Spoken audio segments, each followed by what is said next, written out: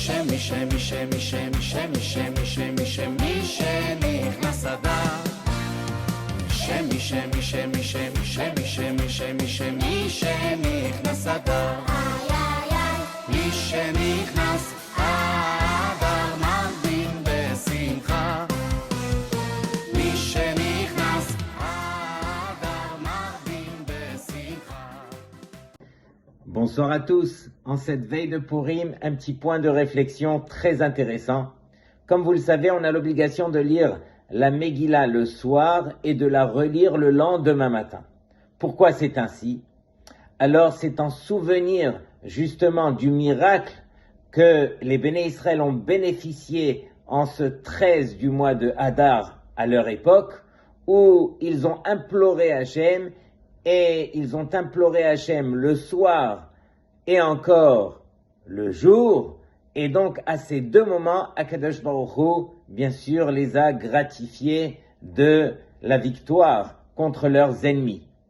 Et donc, Rabotai, c'est aussi la raison pour laquelle on continue à jeûner jusqu'à aujourd'hui. Puisqu'ils ont gagné la guerre, on aurait dû annuler le jeûne. Eh bien non, pour se rappeler que grâce à nos prières, lorsqu'on se retourne vers Hachem, Hachem, il continue à nous exaucer. De même, jusqu'à aujourd'hui, on jeûne pour se rappeler cela. Mais dans la Gemara, il y a une discussion entre deux Amoraïm, à savoir de quel verset est-ce qu'on apprend qu'il y a l'obligation justement de lire la Megillah le soir et de la relire le lendemain matin. Entre parenthèses, la lecture de la Megillah du lendemain matin est plus importante même que celle du soir. Donc il faut bien sûr lire à ces deux moments.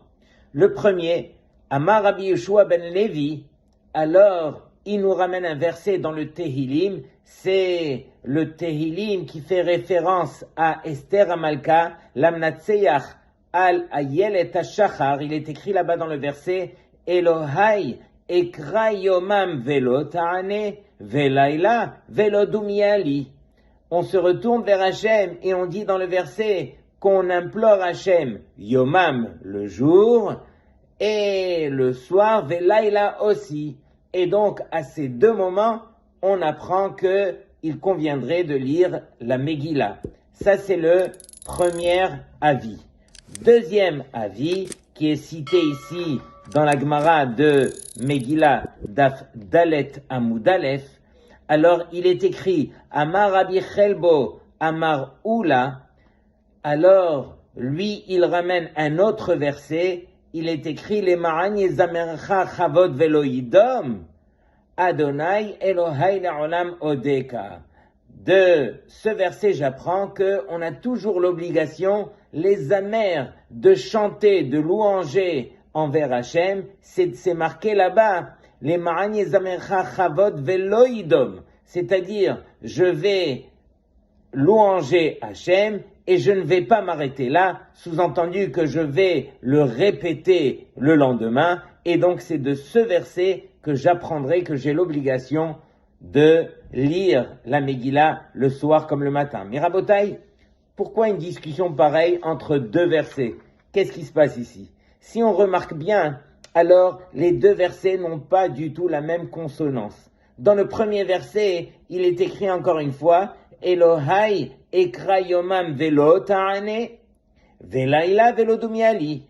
Dans le premier verset, il y a quelque part une consonance qui est péjorative, où on fait appel à Hachem et il ne nous répond pas, velo ta'ane, velayla velo dumiali. Et ensuite, on redemande à Hachem. Donc on voit que, voilà, c'est pas aussi joyeux que dans le deuxième verset où là-bas on dit les ma'an yezamercha chavod. Alors je vais, afin que je puisse te chanter à toi Hachem et que je puisse le répéter. Et donc Rabotai, quelque part, Megillat Esther, bien sûr, elle vient nous rappeler que au travers de la nature, il y a bien sûr Akadosh Baruch Hu qui se cache derrière la nature. Mais il faut savoir que chacun d'entre nous, on a l'obligation d'écrire sa propre Megillah. Dans notre vie, où était caché Hachem au travers de chaque événement dans notre vie. Et bien sûr, si on fait attention, on s'assoit, on réfléchit, combien est-ce que il y a de quoi écrire sa propre Megillah. Simplement, il y a deux manières d'écrire sa Megillah, comme on le retrouve dans ces deux versets que je viens de citer. D'après le premier verset, où on voit que c'était un petit peu péjoratif, c'est celui qui va décrire les choses dans sa vie, alors de manière péjorative. Oui, Hachem était là, mais j'ai souffert et c'était compliqué, ma vie était compliquée et on se met à se plaindre, etc.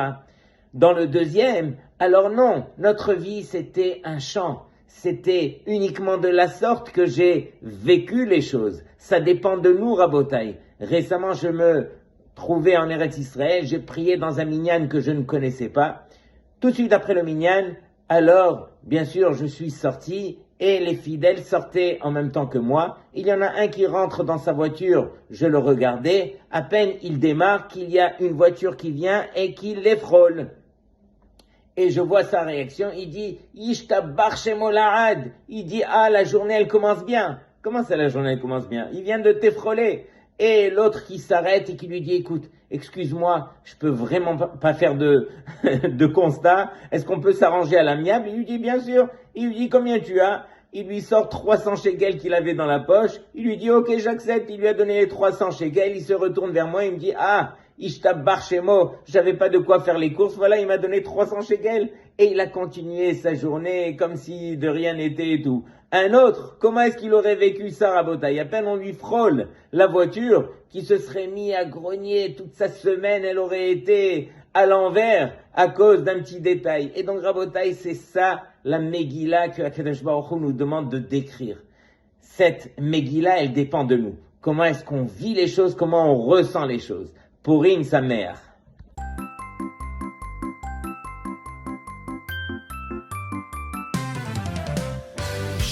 מי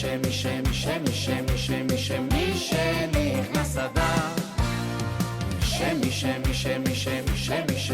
מי שנכנס אדר מי שנכנס אדר מרבים בשמחה מי שנכנס אדר מרבים בשמחה